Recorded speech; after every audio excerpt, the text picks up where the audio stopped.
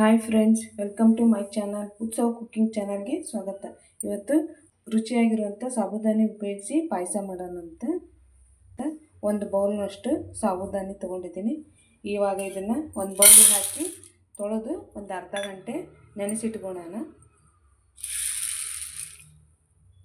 ತೊಳೆದಿದ್ದೀನಿ. ಇವಾಗ ನೀರು ಹಾಕಿ ಒಂದು ಅರ್ಧ ಗಂಟೆ ನೆನೆಸಿಟ್ಕೊಳ್ಳೋಣ. ಇವಾಗ ಒಂದು ಮೂಡೆಗೆ ತೊಗೊಂಡಿದ್ದೀನಿ. ಇವಾಗ ಇದನ್ನು ತುರಿದಿಟ್ಕೊಳ್ಳೋಣ. ಇವಾಗ ತುಪ್ಪ ಹಾಕ್ಕೊಂಡು ಡ್ರೈ ಫ್ರೂಟ್ಸ್ನ ಹುರ್ಕೊಳ್ಳೋಣ. ಮೊದಲಿಗೆ ಬಾದಾಮಿ ಹುರ್ಕೊತಿದ್ದೀನಿ.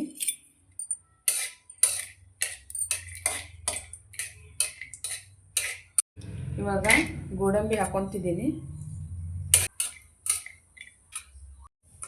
ಗೋಡಂಬಿ ಮತ್ತು ಬಾದಾಮಿ ಫ್ರೈ ಆಗಿದೆ, ತೆಗಿತಿದ್ದೀನಿ. ಇವಾಗ ದ್ರಾಕ್ಷಿ ಹಾಕ್ಕೊತಿದ್ದೀನಿ.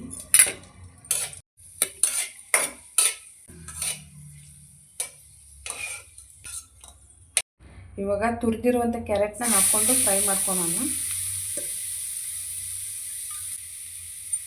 ಹಾಗೆ ತುಪ್ಪದಾಗ ಒಂದು ಸ್ವಲ್ಪ ಹುರ್ಕೊಳ್ಳೋಣ ಅಂತ, ಹಸಿ ವಾಸನೆ ಹೋಗೋದು. ಒಂದು 5 ನಿಮಿಷ ಹುರ್ಕೊಂಡ್ರೆ ಸಾಕು. ತೆಗಿತಿದ್ದೀನಿ ಇವಾಗ ಇದನ್ನು. ಈಗ ಒಂದು ಪಾತ್ರೆ ಇಟ್ಟಿದ್ದೀನಿ. ಈಗ ಹಾಲು ಹಾಕಿ ಸಾಬುದಾನಿನ ಬೇಯಿಸ್ಕೊಳ್ಳೋಣ. ಒಂದು ಬೌಲ್ನಷ್ಟು ಸಾಬುದಾನಿಗೆ 2ರಿಂದ 3 ಕಪ್ನಷ್ಟು ಹಾಲು ಹಾಕ್ಕೊತಿದ್ದೀನಿ.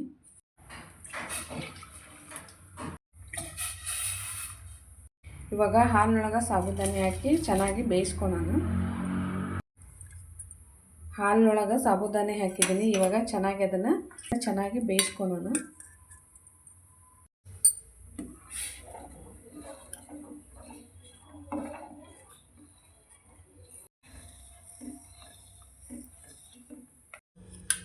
ತುಪ್ಪದಲ್ಲಿ ಹುರಿದಿರುವಂಥ ಕ್ಯಾರೆಟ್ನ ಹಾಕೋಣ.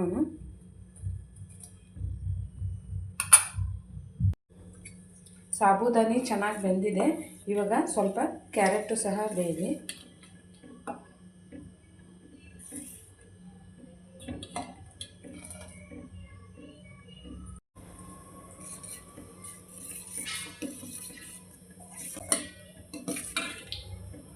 ಒಂದು ಬೌಲ್ನಷ್ಟು ಸಾಬುದಾನಿಗೆ 2.5 ಬೌಲ್ನಷ್ಟು ಸಕ್ಕರೆ ಹಾಕ್ತಾಯಿದ್ದೀನಿ.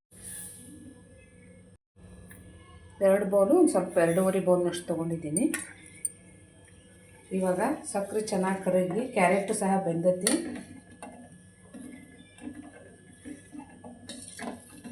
ಕಲರ್ ಹಾಕೋದ ಬೇಡ, ಅಷ್ಟು ಚೆನ್ನಾಗಿ ಬಂದಿದೆ ಕಲರ್ ಕ್ಯಾರೆಟ್ ಹಾಕಿರೋದ್ರಿಂದ.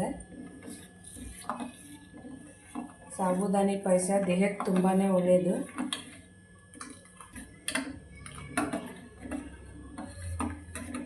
ಸಾಬುದಾನಿ ತಿನ್ನೋದ್ರಿಂದ ದೇಹನ ತಂಪಾಗಿಡಿಸ್ತೈತಿ. ತುಂಬ ಚೆನ್ನಾಗಿರ್ತೈತಿ. ಈ ಥರ ಕ್ಯಾರೆಟ್ ಮಿಕ್ಸ್ ಮಾಡ್ಕೊಂಡು ಸಾಬುದಾನಿ ಜೊತೆಗೆ ಪಾಯಸ ಮಾಡಿದರೆ ತುಂಬ ಚೆನ್ನಾಗಿರ್ತೈತಿ. ನೋಡಿ, ಕಲರು ತುಂಬ ಚೆನ್ನಾಗಿ ಬಂದಿದೆ. ಫುಡ್ ಕಲರ್ ಹಾಕೋ ಅವಶ್ಯಕತೆನೇ ಇಲ್ಲ. ಸಕ್ಕರೆ ಕರಗಿದೆ. ಈಗ ಡ್ರೈ ಫ್ರೂಟ್ಸ್ ಹಾಕೋಣ. ತುಪ್ಪದಾಗಿ ಹುರಿದಿರೋವಂಥವು.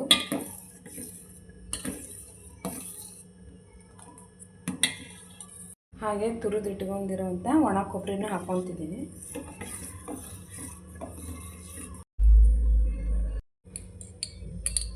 ಸ್ವಲ್ಪ ತುಪ್ಪ ಹಾಕ್ಕೊತಿದ್ದೀನಿ.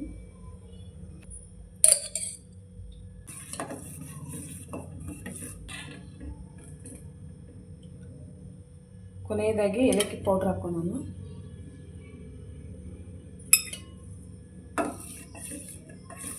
ಈಗ ರುಚಿಯಾದಂತಹ ಸಾಬುದಾನಿ ಮತ್ತು ಕ್ಯಾರೆಟ್ ಬಳಸಿರುವಂಥ ಪಾಯಸ ರೆಡಿಯಾಗಿದೆ. ನೀವು ಮನೆಯಲ್ಲಿ ಈ ಥರ ಕ್ಯಾರೆಟ್ ಉಪಯೋಗಿಸಿ ಪಾಯಸ ಮಾಡಿರಿ. ಡಿಫ್ರೆಂಟ್ ಆಗಿರ್ತೈತಿ, ತುಂಬ ಚೆನ್ನಾಗಿರ್ತೈತಿ ಟೇಸ್ಟ್. ನೀವು ಒಂದ್ಸಲ ಟ್ರೈ ಮಾಡಿ ನೋಡಿ, ಖಂಡಿತ ಇಷ್ಟ ಆಗ್ತೈತಿ. ಈಗ ಪಾಯಸ ರೆಡಿಯಾಗಿದೆ. ಈಗ ಒಂದು ಬೌಲಿಗೆ ಹಾಕೋಣ.